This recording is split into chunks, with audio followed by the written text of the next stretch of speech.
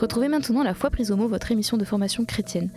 À l'occasion de la semaine de prière pour l'unité des chrétiens, Régis Burnet présente le groupe des Dombes, l'une des plus importantes initiatives écuméniques du monde francophone. Fondé juste avant la guerre de 1940 dans les environs de Lyon, ce groupe de théologiens catholiques et protestants n'a cessé depuis de proposer des pistes de réflexion pour une théologie commune. Le bibliste recevait ses deux coprésidents, le pasteur Jacques-Noël Pérez, professeur émérite à l'Institut protestant de Paris, et le père Jean-François Chiron, prêtre du diocèse de Chambéry et professeur de théologie à l'Université catholique de Lyon, une émission diffusée en 2015. Bonjour et merci de nous retrouver pour La Foi prise au mot, votre rendez-vous de réflexion et de formation chrétienne. Nous fêtons la semaine pour l'unité des chrétiens et c'est pour nous l'occasion de vous présenter une des plus intéressantes et des plus constantes collaborations écuméniques, le groupe des Dombes. Vous savez, dans l'écuménisme, il y a le chemin des petits pas, des rencontres sur le terrain, et puis il y a le chemin du dialogue théologique. Et c'est celui dans lequel s'est engagé résolument ce groupe fondé il y a 75 ans, que nous allons découvrir grâce à ses deux coprésidents. Le coprésident protestant, bonjour. Bonjour. Vous êtes le pasteur Jacques-Noël Pérez, vous êtes professeur émérite à l'Institut protestant de Paris et vous enseignez à l'Institut catholique de Paris. Vous enseignez des choses très très bizarres, vous enseignez de l'éthiopien. Étrange, du gaze, l'éthiopien classique. De l'éthiopien classique. Père Jean-François Chiron, bonjour. Vous êtes le coprésident catholique, vous êtes prêtre du diocèse de Chambéry et vous êtes également professeur de théologie à l'Université catholique de Lyon. Et c'est naturellement vers vous que je vais me tourner au début, puisque vous êtes un peu le régional de l'étape. Ce groupe des Dombes, alors il faut expliquer que les Dombes, c'est une région à côté de Lyon. Voilà. Et ils ont été fondés justement à Lyon. Alors expliquez-nous un peu. Alors à Lyon... Ou par un prêtre de Lyon. On peut dire que c'est un prêtre de Lyon qui est à l'origine du groupe des Dombes. On aime bien faire les choses de façon paritaire au groupe des Dombes, catholiques, protestants, mais là, je crois qu'on peut donner quand même une petite priorité à l'abbé Paul Couturier. C'était un prêtre né en 1881 du diocèse de Lyon, un prêtre très, très humble, très effacé. Il était professeur de sciences dans un institut privé lyonnais. On dit même qu'il se faisait un peu chahuter. Enfin, c'est pas un bon prof. Enfin, bon, disons que la chose étrange, c'est qu'il avait plus de 50 ans, il a découvert ce qu'on n'appelait pas encore l'écuménisme. Il a découvert parce qu'il y avait à Lyon un groupe important de Russes réfugiés. On pense qu'il y en avait plus de 10 000 dans les années 1930. Et il a ainsi découvert l'orthodoxie. Donc, première étape, cela l'a conduit vers une retraite dans un prieuré qui avait ce souci de l'écuménisme en Belgique, à Metz, qui est devenu l'abbaye de Chevetogne. Donc, continuation. Et puis, découverte de cela. Et l'étape suivante, ça a été non pas la fondation par l'abbé Couturier, mais la reformulation de la semaine de prière pour l'unité des chrétiens. Donc vous voyez, cette semaine dans laquelle nous sommes, l'abbé Couturier y a été pour quelque chose, et même pour beaucoup. C'est vraiment lui qui a donné, je crois, sa dimension écuménique. Non pas prier pour le retour à l'Église catholique des chrétiens qui s'en sont séparés à une époque donnée, mais prier pour l'unité des chrétiens quand le Christ la voudra et par les moyens qu'il voudra, qui est, je crois, la grande formule de l'abbé Couturier. Oui. Et c'est celle que nous reprenons très souvent au demeurant. Voilà, exactement. Donc, la semaine de prière pour l'unité des chrétiens. Et le groupe des Dombes. Alors le groupe des Dombes, comment est-ce qu'il est né? Les origines, c'est toujours un peu difficile à percevoir. Ça a été une rencontre, semble-t-il, entre l'abbé Couturier et des pasteurs de Suisse et de Suisse alémanique, assez curieusement. Et donc, une première rencontre en 1937, suivie de 2 ou 3 autres rencontres entre l'abbé Couturier, 1 ou 2 autres prêtres lyonnais et des pasteurs de Suisse alémanique, des rencontres qui étaient des retraites. J'insiste là-dessus parce que ce sera un des fils conducteurs de notre propos. Il s'agissait d'abord de prier ensemble. Et l'abbé Couturier, le groupe des Dombes, c'est vraiment ce qu'on appelle l'écuménisme spirituel, c'est-à-dire une prière commune pour l'unité. Alors évidemment, on ne fait pas que prier, il faut bien discuter un peu dans ces sessions, dans ces rencontres. Donc quelques rencontres avant la guerre de 1940, dont la première à l'abbaye des Dombes, on va en reparler, puis après la guerre, aux Dombes, dans différents endroits de Suisse, mais de Suisse francophone, et à Thésée également, et à partir des années 60, systématiquement à l'abbaye Notre-Dame des Dombes. Près de Lyon, donc. Alors, On peut peut-être dire pourquoi une abbaye. Oui, j'allais vous poser la question, et pourquoi celle-là ? À cause de la dimension de prière que j'évoquais à l'instant, la réflexion des membres du groupe des Dombes est toujours portée par une communauté religieuse et par la prière d'une communauté religieuse. On peut dire d'ores et déjà que maintenant le groupe ne se réunit plus à l'abbaye des Dombes. Les cisterciens qui l'occupaient sont partis en 1997, je crois. À la fin du siècle dernier. Voilà. Oui. Et donc nous avons transporté le groupe dans une autre abbaye, l'abbaye bénédictine de Pradines, qui est près de Lyon aussi, qui est une abbaye de religieuses bénédictines. Et nous partageons dans les sessions la prière des religieuses avec 1 ou 2 temps de prière entre les membres du groupe et la communauté chaque jour, et puis d'autres temps de prière pour les membres du groupe. Concrètement, comment on y rentre ? C'est un club de vieux amis où on peut y assister ? Comment ça se passe ? Et puis qu'est-ce que vous faites toute la journée ? D'abord, on rentre parce qu'on est appelé par cooptation. D'accord. Donc c'est les membres du groupe qui vont choisir ceux qui vont pouvoir les rejoindre. Alors, le groupe est à moitié catholique, à moitié protestant. Il y a 40 membres, 20 catholiques, 20 protestants dans l'absolu, quand tout le monde est là. Oui. Enfin, quand tout est les sièges, c'est comme à l'académie. D'accord, c'est ça, c'est l'Académie française. Exactement. Donc il appartient au demi-groupe catholique ou protestant de faire une première proposition quand il y a une possibilité de recevoir à nouveau, mais c'est le plénum qui admet. Et alors en général, quand on est appelé à participer aux travaux des Dombes, la première fois on est invité en quelque sorte. On ne vient pas en tant qu'élu. Là, on y vient, on arrive pour voir d'abord si l'ambiance, si la réflexion, si la manière de vivre ensemble cet écuménisme-là est dans nos capacités. Comme le disait à l'instant Jean-François Chiron, très important la dimension de prière. Il y a effectivement un travail intellectuel, théologique, profond, mais qui est toujours supporté par une prière. Or, il faut rentrer dans ce système de prière. Ce n'est pas évident à tous d'avoir... Je parle en protestant, ne serait-ce que... Moi, en catholique aussi, vous inquiétez pas. Vous êtes plus habitué que nous aux heures. Mais il y a vraiment une volonté de conjoindre la réflexion et la prière. Et c'est ça qui est la méthode des Dombes, me semble-t-il. Voilà. Et moi, ce qui m'a frappé en entrant en groupe, c'est de voir des protestants entrer dans la prière monastique, dans la prière des heures, dans la prière d'une communauté. Alors, c'est vrai aussi que nous n'aurions pas pu aller dans n'importe quelle communauté, sans doute. Alors, c'est vrai qu'il faut d'abord une hôtellerie importante pour recevoir 40 personnes, mais il faut aussi une communauté qui soit prête à accueillir un groupe écuménique. La communauté bénédictine de Pradines a eu pour abbesse, il y a quelques années, une Merluc, qui était une congare. Donc, vous voyez, il y avait cette tradition. Vous sentez, ça nous éloigne un petit peu, mais pas tant que ça, vous sentez des résistances ? Il pourrait y avoir des communautés qui trouveraient que c'est du travail... Écoutez, inutile non, mais sans donner de nom, mais justement, c'est une question que je crois que c'est plus une question, je ne pense pas, mais c'est plus une question d'implication réciproque. Un membre, d'ailleurs, de la communauté fait partie du groupe. Il y avait un membre de la communauté trappiste des Dombes, et il y a maintenant une religieuse bénédictine. Et vraiment, il faut, je crois, qu'il y ait cette implication réciproque qu'on ne trouverait... Je ne pense pas, pour le coup, n'importe où et dans n'importe quelle communauté.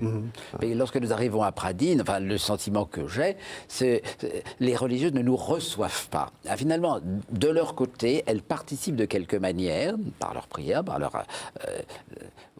présence, à ce que nous faisons. On n'est pas des visiteurs ou des hôtes qui viennent pour payer leur hébergement, mais il y a réellement chez elles une joie, je dirais, à nous recevoir. On le sent, ça se sent. Non, mais pour répondre à votre question, je fréquente le Carmel de Chambéry. Je suis sûr que les carmélites de Chambéry seraient ravis d'accueillir le groupe des Dombes. Mais elles n'ont pas d'hôtellerie. Mais voyez, je pense qu'on pourrait vraiment élargir. D'accord. Alors, on va essayer maintenant de voir un peu la méthode. Et peut-être pour commencer, je voudrais qu'on entende, sinon la voix de l'abbé Couturier, au moins sa pensée, avec cette fameuse prière pour l'unité. Alors, c'est la première version, parce qu'il y a 2 versions de cette prière pour l'unité. C'est la première version que je trouve la plus forte et puis la moins, disons, la moins langue de bois, qui est très, très, très vivante. C'est celle de 1937, donc abbé Paul Couturier. Seigneur, sous l'intolérable poids de cette détresse des chrétiens séparés, mon cœur défaille. J'ai confiance en toi qui as vaincu le monde. Ma prière de pécheur, c'est ta prière à toi, et ta prière est mon unique apaisement. Quand, comment se fera l'unité? Quels sont les obstacles à vaincre? C'est ton affaire. Ma foi ne peut rien me commander de plus que prier avec toi, en toi, pour qu'arrive ton unité, celle que tu n'as cessé de vouloir, celle que tu aurais réalisée depuis longtemps déjà, si tous, et moi, avaient été de cristal entre ce qui, de la création par le chrétien, veut monter vers toi, et ce qui, de toi, par lui encore, veut descendre au monde.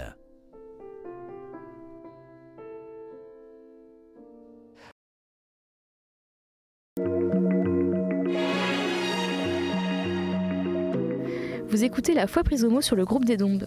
Régis Burnet recevait ses 2 coprésidents, le pasteur Jacques-Noël Pérez, professeur émérite à l'Institut protestant de Paris, et le père Jean-François Chiron, prêtre du diocèse de Chambéry et professeur de théologie à l'Université catholique de Lyon, une émission diffusée en 2015. Alors voilà, on a un peu compris comment ça s'est passé. Maintenant, ce que j'aimerais que vous nous expliquiez, c'est comment vous vous situez. Est-ce que vous êtes l'éminence grise du pape et du président de la Fédération protestante, donc ceux qui rédigent les notes de théologie? Est-ce que vous avez un rôle dogmatique? Est-ce que vous avez un rôle prescriptif? Comment vous vous voyez? Alors nous sommes un groupe de droit privé, si j'ose dire. Oui. Nous ne sommes nommés par aucune institution ecclésiastique, ni par l'Église catholique romaine, ni par l'Église protestante unie de France, ou une quelconque autre Église protestante. Comme on le disait tout à l'heure, vraiment c'est une cooptation à partir des membres déjà présents. Donc on n'est pas la voix d'une Église. Nous ne sommes pas la voix d'une Église. Nous ne sommes pas la voix d'une hiérarchie ou d'une autorité. Nous n'avons d'ailleurs, nous ne recherchons pas nécessairement une autorité. Ce que nous souhaitons, c'est proposer des textes qui puissent être médités et utilisés. Des textes qui vont servir dans les groupes d'études écuméniques, par exemple, d'autres, pourquoi pas, dans d'autres milieux. Mais notre travail consiste à faire des propositions, des réflexions sur tel sujet. Nous pensons qu'il est en commun, catholiques et protestants, possible de dire ou possible de se dire, ce qui est aussi très important, n'est-ce pas? Faire des remarques les uns aux autres, et en toute franchise, en toute simplicité d'ailleurs. Et c'est ce genre de texte qui, me semble-t-il, marque beaucoup parce qu'il y a une volonté d'être loyal, d'être humble aussi dans les remarques que l'on se fait, etc. Et votre but, c'est quoi? C'est l'unité des églises?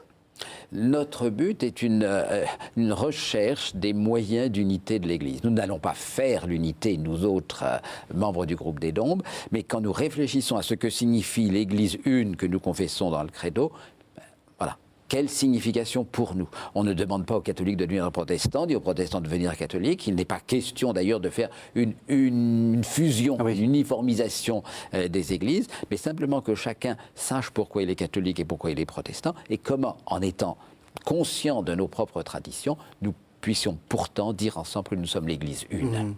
Le grand thème qui revient dans ces documents, et d'ailleurs dans le livre là, que vous avez mis sur le tapis, c'est dans le titre, c'est le terme de conversion des Églises. On sent que c'est votre leitmotiv, enfin d'une certaine façon. Qu'est-ce que c'est pour vous la conversion des Églises? Alors, c'est vraiment la conversion des Églises. Je crois qu'il faut comprendre cela dans la continuité de ce que les chrétiens célèbrent pendant le carême, et notamment quand ils entrent en carême. Convertissez-vous et croyez à l'Évangile. Alors, ça vaut pour les chrétiens dans leur existence quotidienne. Et on se dit, et c'est une des intuitions de l'abbé Couturier, que cela vaut aussi pour les églises en tant que telles. Alors, évidemment, il ne s'agit pas pour l'Église catholique de se convertir au protestantisme, et réciproquement, tout est bien clair. Mais il s'agit ensemble de se convertir davantage à l'Évangile. Comment dire les choses? J'aime bien l'image du crucifix qui serait au milieu d'une place. Si vous vous rapprochez du crucifix, vous allez vous rapprocher les uns des autres.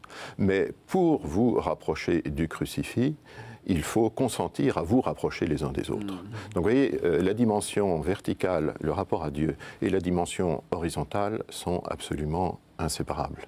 Donc plus je serai comme croyant, mais aussi comme Église, ouvert à ce que le Christ attend de moi, plus je serai fidèle à l'Évangile, eh bien, plus j'aurai des chances de me retrouver en fraternité avec des chrétiens d'autres confessions. Peut-être qu'on redira 2 ou 3 choses de cet ordre tout à l'heure quand nous parlerons du Notre Père. Pour dire Père, il faut dire Nôtre. Voilà.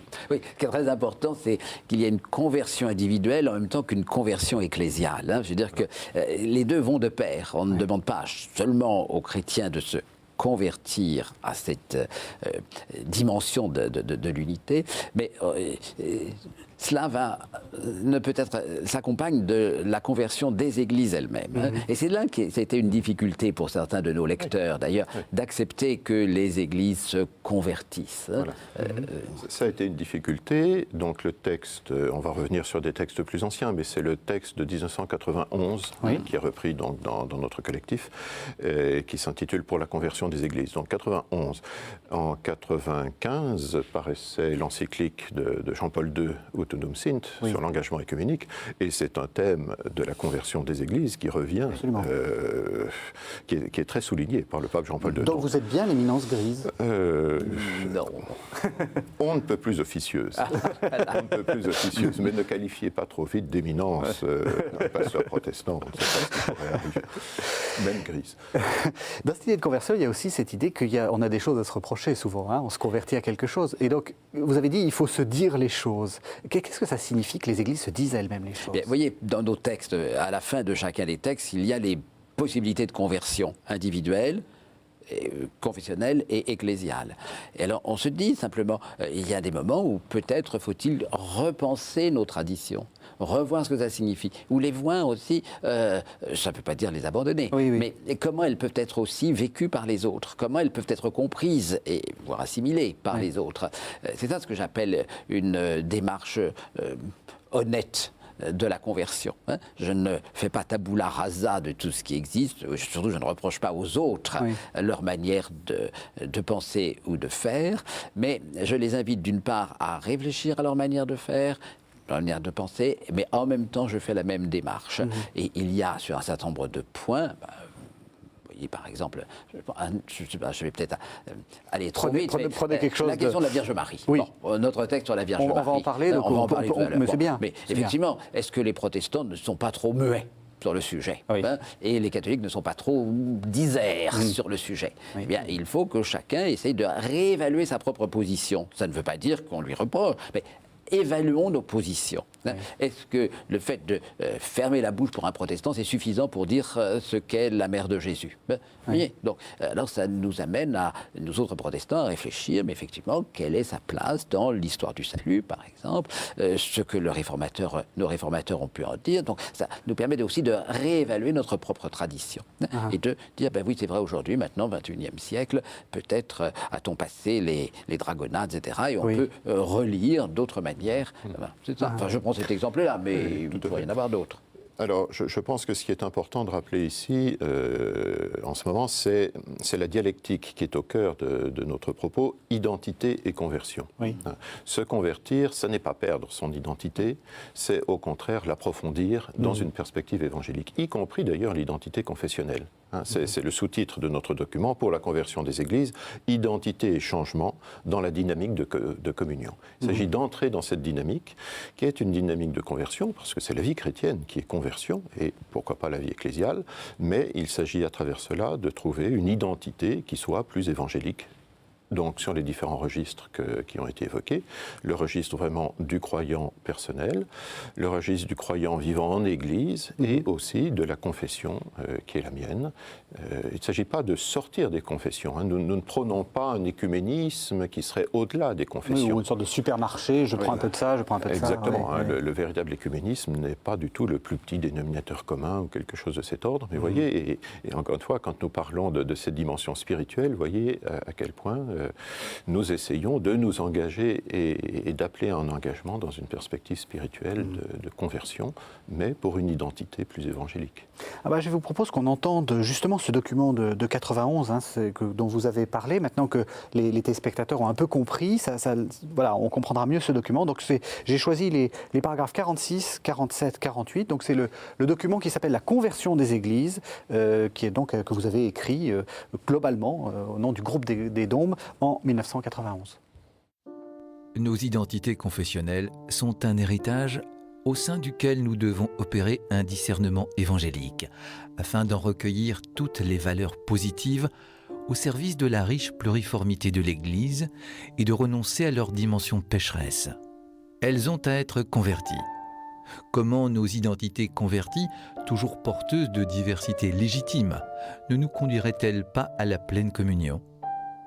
Car les identités confessionnelles deviennent une grâce de Dieu pour toute l'Église, à partir du moment où elles entrent dans la recherche commune d'une plénitude de vérité et de fidélité qui les dépasse toutes. Toute conversion passe par l'aveu.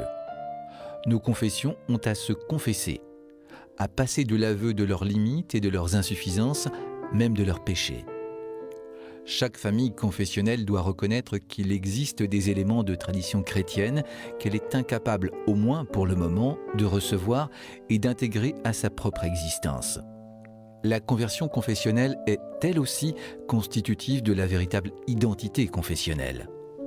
Cette exigence de conversion invite donc nos identités confessionnelles à s'ouvrir les unes aux autres, à se laisser pénétrer par les valeurs dont les autres sont porteuses. Il ne s'agit pas pour elles de perdre l'originalité de leur propre héritage, mais de pouvoir s'ouvrir à d'autres héritages.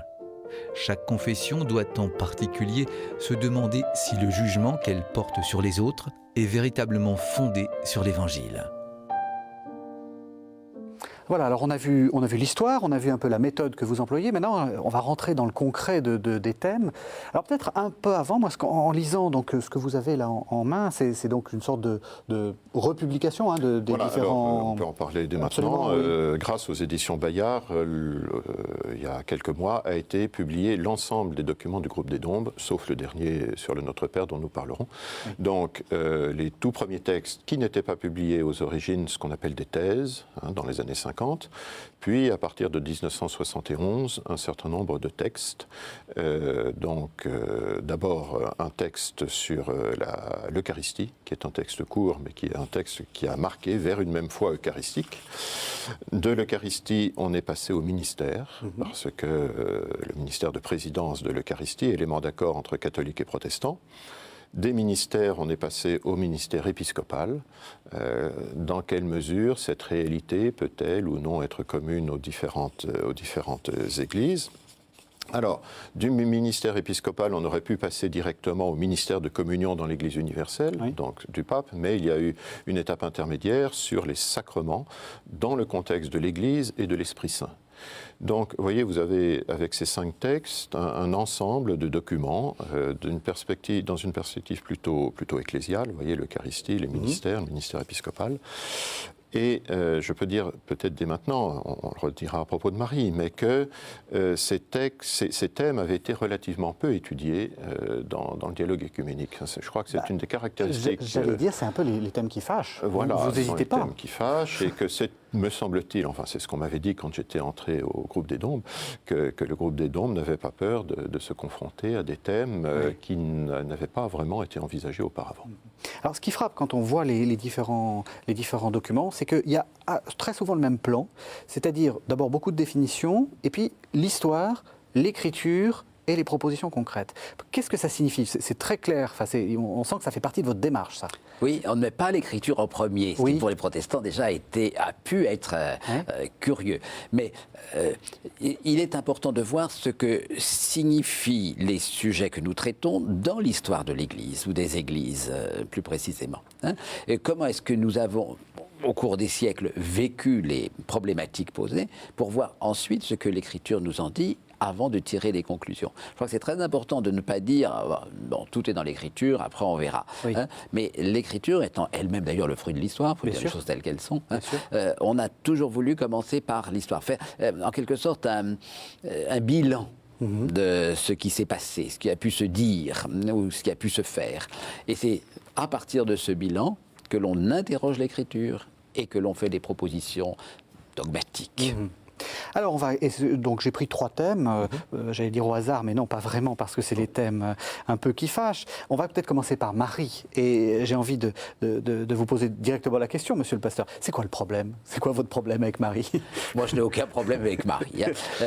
Le problème que j'aurais, c'est un problème avec la piété mariale. Donc, c'est pas Marie, mais c'est la manière dont, effectivement, certains, même protestants d'ailleurs, ont pu agir ou penser au sujet de Marie. C'est ça le problème. C'est pas elle-même, me semble-t-il, c'est ou le silence des uns ou la trop grande propension à parler des autres. C'est ça. Et on sait très bien qu'on a dit souvent que Marie était l'un des problèmes fondamentaux entre catholiques et protestants. Et dans la rue, quand on demande les protestants, en quoi croient-ils? Surtout, ils ne croient pas en Marie. Bon, comme si vous-même croyiez en Marie d'ailleurs.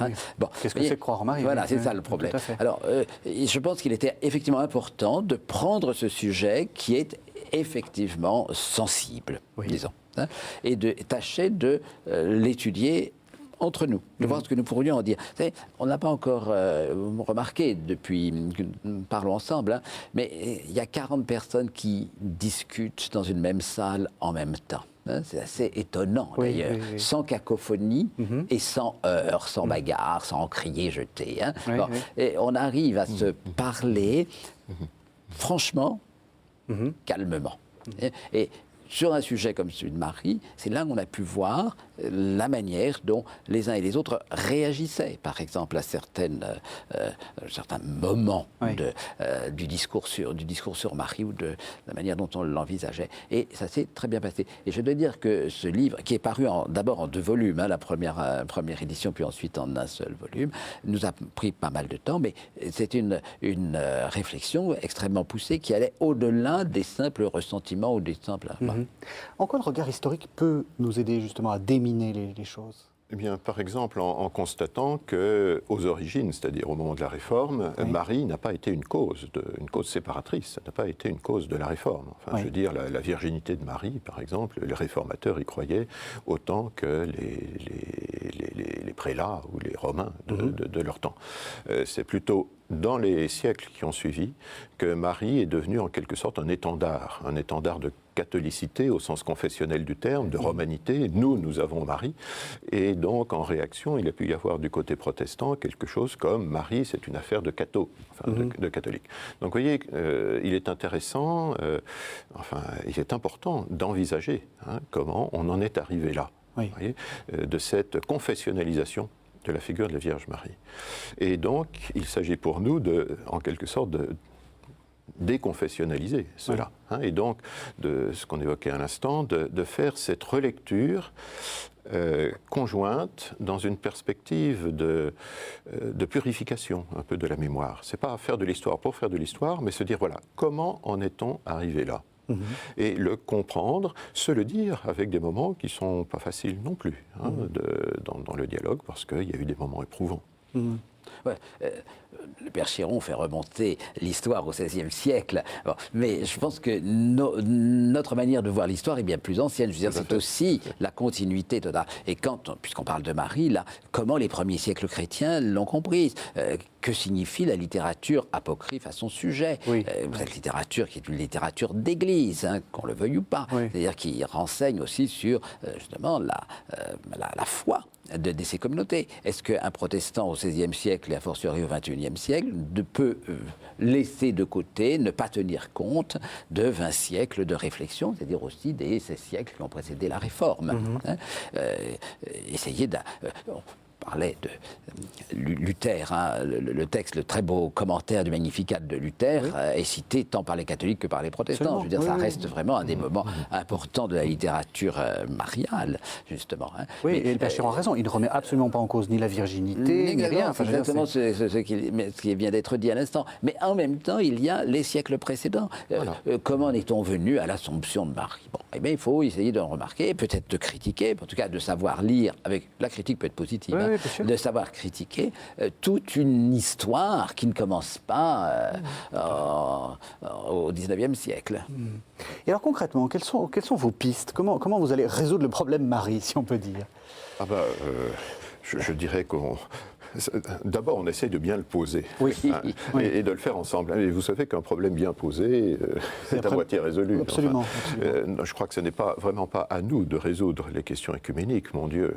Nous serions prétentieux, mais au moins d'aider nos églises respectives à poser ces problèmes. Et nos églises, et quand je dis nos églises, je pense aux responsables de nos églises, mais peut-être encore plus aux chrétiens de la base, parce que je crois qu'il y a chez les responsables de nos églises, enfin celles qui sont représentées au groupe des Dombes, une attention à la dimension œcuménique, à ce que nous sommes en train d'aborder. Mais et je crois que c'est bien que nous passions à Catéo, pour les chrétiens catholiques et protestants, il est important de voir ce que nous sommes en train d'évoquer, qu'il y a des façons de poser les questions qui sont réconciliatrices, même s'il y a encore des problèmes. Peut-être qu'à propos de Marie, on peut évoquer, sans faire trop de théologie, une question importante qui est celle de la coopération au salut. Dans quelle mesure peut-on dire que Marie coopère au salut qui vient de Dieu en Christ et qui vient de Dieu seul? En gros, est-ce que Marie est co-rédemptrice? Vous brûlez quelques étapes. Oui, volontairement. Parce que nous refusons de dire, et Rome refuse, et les papes ont toujours refusé de parler de Marie comme co-rédemptrice. Par contre, est-ce qu'il n'y a pas quelque chose qui est de l'ordre d'une coopération? Mais voyez, pour certains... oserais-je dire, oui, certains catholiques, eh bien voilà, Dieu, le Christ fait l'essentiel, et puis peut-être bien que Marie fait le reste, même si c'est infime. Alors que nous essayons de bien montrer que ce n'est pas comme cela que nous voyons les choses, les protestants certainement pas, et les catholiques non plus. Dieu fait tout, mais Dieu suscite dans le croyant, et d'abord dans Marie, une réponse qui est une réponse portée par ce que Dieu suscite dans le croyant, mais qui est une réponse qui permet d'entrer dans ce salut d'une façon, oserais-je dire, active. Oui, mais c'est clair que qu'il me soit fait selon ta parole de Marie est une manière de participer au plan divin, pas à l'action, mais au plan divin. Et que pour un protestant, il ne peut pas se poser cette question, et moi, comment répondais-je à la question qui m'est posée aussi par le Seigneur, Donc vous voyez, dans notre texte, nous disons qu'elle peut, Marie, être regardée comme une figure de l'Église, c'est-à-dire aussi des croyants, et je pense qu'un protestant peut l'admettre si effectivement il s'agit simplement de savoir comment je me situe devant Dieu et devant ce qu'il exige de moi, ce qu'il me demande. Donc c'est pas faire son salut, mais c'est, je dis encore une fois, entrer dans le plan de Dieu, dans son dessein. Et ça, Marie, en ce sens, est tout à fait important pour nous. Mais vous voyez, il y a des protestants qui ne sont pas prêts d'entrer dans cette perspective, en ce sens. Et je pense que même des catholiques ne sont pas forcément prêts à entrer dans tout ce que nous disons dans ce texte. Et c'est cela qui est intéressant, c'est ça qui est important. Moi, on a pu, avec quelques membres du groupe des Dombes, ça et là, participer à des groupes d'études écuméniques dans des paroisses ou dans des régions. Et on voit bien dans ces groupes-là comment un texte comme celui sur Marie, mais celui sur le Notre Père d'autre manière, suscite vraiment des réflexions. Et les gens ensuite qui ont participé à ces débats disent « Ah oui, c'est vrai, voilà, des questions que je ne m'étais pas posées. Maintenant, je n'ai pas la solution encore, je n'ai pas la réponse, mais peut-être j'ai maintenant des perspectives ouvertes, des horizons ouverts. » Alors je vous propose qu'on change de thème, comme ça on va un peu voir ce que vous dites, avec un autre thème qui est le thème plus général de l'autorité dans l'Église. Alors, la même question que je posais à monsieur le pasteur. Cher père, c'est quoi le problème? Mais comme catholique, je vous répondrai qu'il n'y a pas de problème. Qui dit Église dit autorité, dit infaillibilité, et infaillibilité du pape. Donc vous voyez, il n'y a pas de problème. Tout va bien. Alors, peut-être que pour des catholiques, il n'y a pas de problème, et encore, je n'en serais pas sûr, mais quand je dis ce que je viens de dire... Surtout avec le pape actuel qui est en train aussi de remettre en cause, enfin pas remettre en cause, mais d'exercer un ministère de manière un peu différente. Voilà, mais je ne pense pas pour autant qui touche aux fondamentaux de la foi catholique. On est d'accord. Donc, mais voyez, quand je parle d'infaillibilité, moi j'ai fait ma thèse sur l'infaillibilité. quand je disais cela, j'étais toujours surpris de voir, ah oui, l'infaillibilité, ça provoquait quelque chose comme des échos que j'avais du mal à mesurer chez mes interlocuteurs. Alors je répondais, oui, mais je ne travaille pas sur l'infaillibilité du pape, mais sur l'infaillibilité de l'Église. Ah bon, parce que l'Église est infaillible. Mais vous voyez, rien que cela, déplacer un peu le problème, pour voir que le problème de l'autorité, d'abord, le problème de l'autorité, ce n'est pas uniquement l'infaillibilité. Et l'infaillibilité, c'est d'abord celle de l'Église et non pas celle du pape. Ça peut aider à déplacer les questions, vous voyez, parce que l'infaillibilité du pape, nous avons, pour les protestants, j'allais dire deux problèmes. Une autorité très forte, qui n'est pas celle de l'Écriture, et une autorité d'une personne. Alors, vous voyez, notre document essaye de prendre le recul qui convient pour d'abord situer l'autorité de l'Église par rapport à l'autorité de l'Écriture ou par rapport à l'autorité de la conscience du croyant et par rapport à l'autorité des conciles, par exemple, par rapport à l'autorité des textes, l'autorité des personnes. Vous voyez, il y a des quantités de réalités qui ont un rapport avec l'autorité dans nos églises, pas uniquement dans l'Église catholique. Et donc, une fois qu'on a fait ce panorama, on essaye en effet de déblayer un peu le terrain pour montrer que la façon, par exemple, dont on comprend l'infaillibilité du pape est souvent caricaturale par rapport à ce que l'Église catholique romaine dit sur la question. Ça ne résout pas le problème, mais au moins, vous voyez, ça le situe un peu mieux. Du côté protestant, c'est quoi le problème ?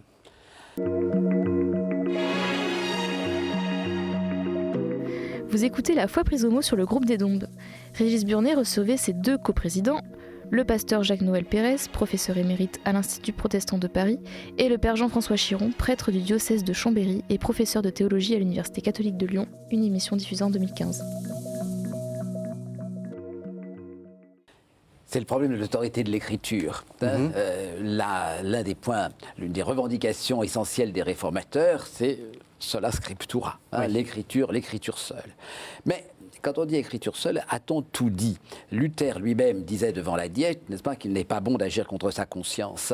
C'est-à-dire qu'il y a l'autorité de l'écriture, mais il y a aussi la conscience personnelle. Et finalement, la question de l'autorité telle qu'elle est posée dans notre réflexion est une manière de réfléchir à cette jonction, finalement, entre une vérité qui est dans l'écriture et la manière dont la conscience personnelle les reçoit.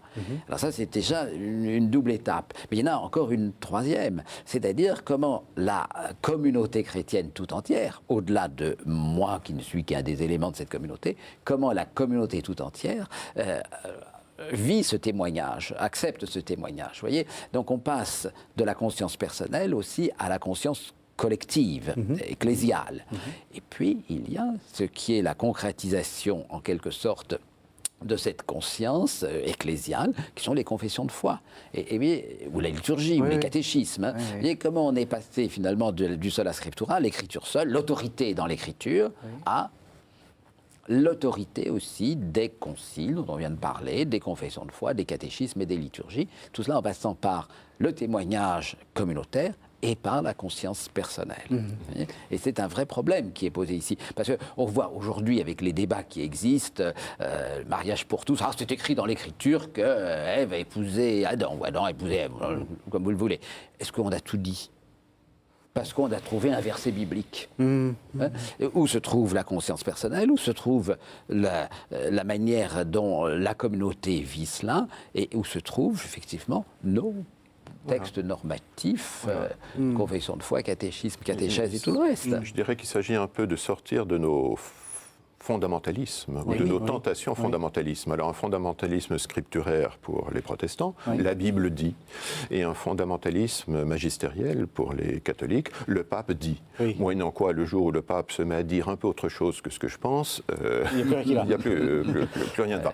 Bon, mais vous voyez, sortir des fondamentalismes pour prendre en compte des médiations, et d'abord la médiation, je pense, de l'Église, même si nous ne l'envisagerons pas exactement de la même façon. Nous ne recevons l'Écriture, nous ne recevons la révélation qu'en communauté et qu'en Église. Alors, oui, non, justement. Après, comment est-ce qu'on passe de cela à des recommandations ? Enfin, parce que vous faites toujours une petite, des propositions concrètes, exactement. Alors, comment est-ce qu'on peut passer de l'un à l'autre ? Ah ben, je crois assez facilement. Par exemple, on invite, le document, les membres du groupe invitent le magistère catholique à bien clarifier l'autorité des différents documents. Hein. Tous les textes, même du pape, n'ont pas la même autorité. Ouais. Et ça, à Rome, tout le monde le sait. Oui. Donc, encore faut-il le rappeler, tout ne se situe pas au niveau de l'infaillibilité. Ce qui ne veut pas dire non plus, parce qu'on est très volontiers dans le tout ou rien, que du coup, on peut tout négliger. Non, il faut prendre les choses à leur juste niveau. Par exemple, demander toujours à l'Église catholique romaine quelle est la place de voix, même épiscopale, autre que celle du pape. Par exemple, les conférences épiscopales. Or, vous savez que le pape François vient de rappeler que ces conférences épiscopales pourraient avoir une autorité magistérielle, doctrinale, plus grande que celle qu'elles ont.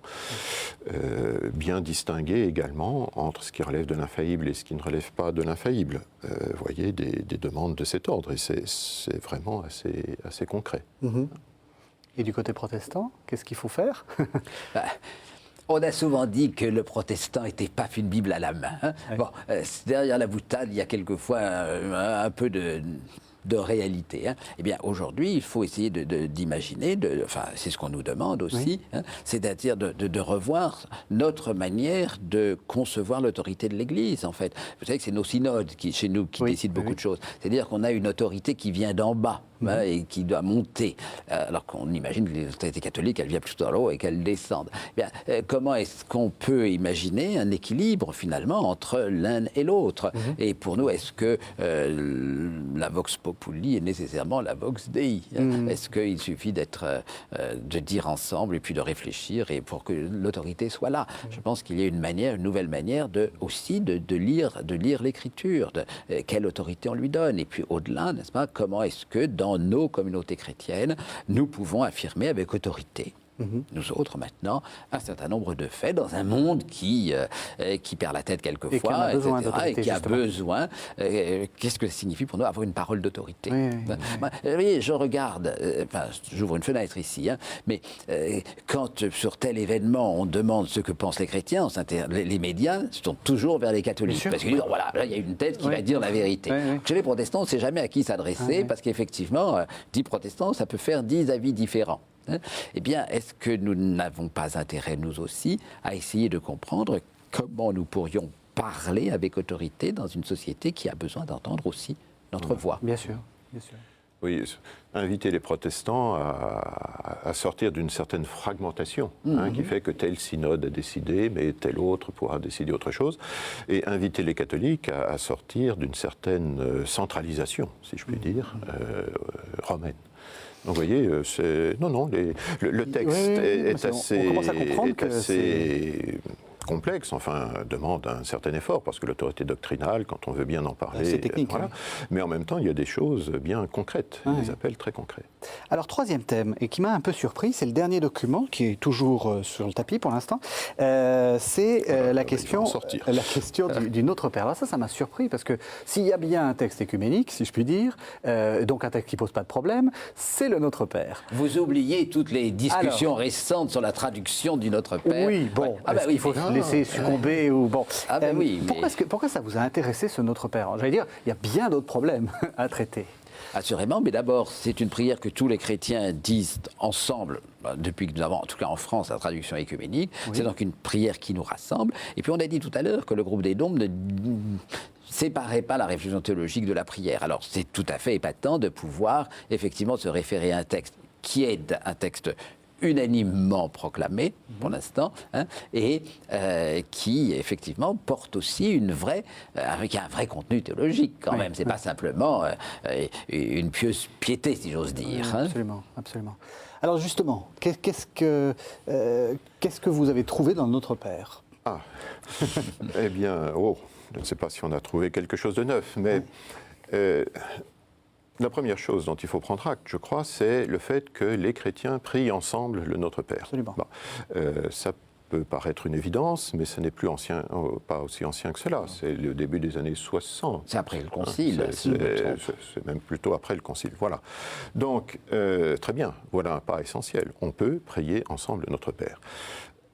Du coup, on va en rester là. Eh bien justement, il s'agit de ne pas en rester là et de voir en quoi le fait de prier ensemble Notre Père nous oblige à des étapes supplémentaires. C'est ce qu'on rappelait tout à l'heure. Nous ne disons pas Père tout court, nous disons notre Père. Et donc, dans l'esprit même du Christ, il semble bien que pour que les chrétiens puissent s'adresser à leur Père, pour que les enfants de Dieu puissent s'adresser à Dieu comme Père, il faut qu'ils disent nôtre. Donc on a exploré un peu les deux dimensions. Qu'est-ce que c'est qu'appeler Dieu comme Père? Qu'est-ce que c'est d'appeler Dieu Père? Parce que ça c'est essentiel, que c'est la base de tout le reste. Mais comment peut-on davantage l'appeler ensemble Père, notre Père, avec notamment là aussi ce parcours historique qu'on évoquait tout à l'heure. C'est intéressant de voir en quoi, alors on est remonté au-delà du XVIe siècle, bien sûr, mais à partir du XVIe siècle, il y a deux choses. Il y a trop souvent une tentative d'instrumentalisation du Notre Père, contre l'autre Église. Mais moi, ce qui m'a surtout frappé dans ce parcours historique, c'est la richesse de nos traditions respectives. Alors vous allez me dire, ça n'est pas surprenant, mais encore, faut-il le rappeler, je pense que c'est bon pour des catholiques de découvrir ce que, découvrir ce que Luther dit du Notre Père, ou pour des protestants, ce qu'en dit Sainte Thérèse d'Avila, par exemple. Donc, voyez, cette dimension de conversion qu'on évoquait tout à l'heure, elle est ici appuyée sur la prière et sur la prière du Notre Père. Qu'est-ce que cela... Voilà. Qu'est-ce que je fais quand je me tourne vers Dieu, que je l'appelle Père et que je l'appelle Notre Père? Mais est-ce que c'est uniquement le petit cercle des chrétiens qui pensent comme moi, avec lesquels je suis heureux de me retrouver à la messe le dimanche matin? Ou bien est-ce que c'est un autre qui doit dépasser ce cercle-là? Vous êtes trop jeune pour avoir connu l'époque où les protestants étaient appelés les tutoyeurs de Dieu, avec comme un sobriquet très malveillant en quelque sorte. Maintenant, nous sommes tous des tutoyeurs de Dieu. C'est-à-dire que le Notre Père lui-même servait à désigner le protestant. Il n'était pas comme nous, il est différent, il tutoie. Eh bien, d'avoir déjà une traduction commune, elle est en tu en l'occurrence, mais montre bien qu'on a passé déjà une certaine étape dans la reconnaissance de l'autre en tant que chrétien, de la même manière que nous. Et puis, comme vient de le signaler le Père Chiron à l'instant, l'importance de la paternité de Dieu. À une époque où il y a beaucoup de familles sans père, ne l'oubliez pas. Qu'est-ce que ça signifie pour nous de nous accrocher à cette dimension-là? Que signifie la paternité? Il y a une réflexion à mener qui ne coule plus de source comme il y a peut-être 50 ans, c'était beaucoup plus naturel. Donc s'intéresser au Notre Père, c'est s'intéresser donc à tout ça. Puis, on ne dit pas que Notre Père.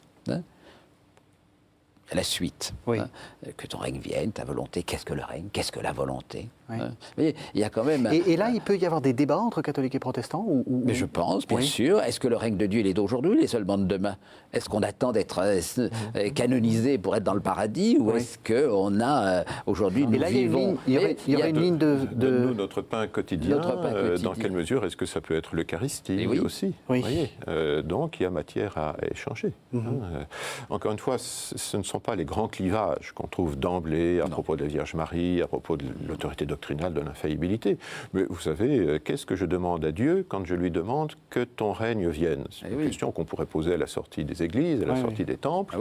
Ce serait très, très enrichissant, mais la tonalité générale des réponses ne serait peut-être pas la même. Et puis, ne serait-ce que demander à Dieu que ton règne vienne, alors qu'une tentation bien catholique, vous connaissez l'expression, on va construire le royaume.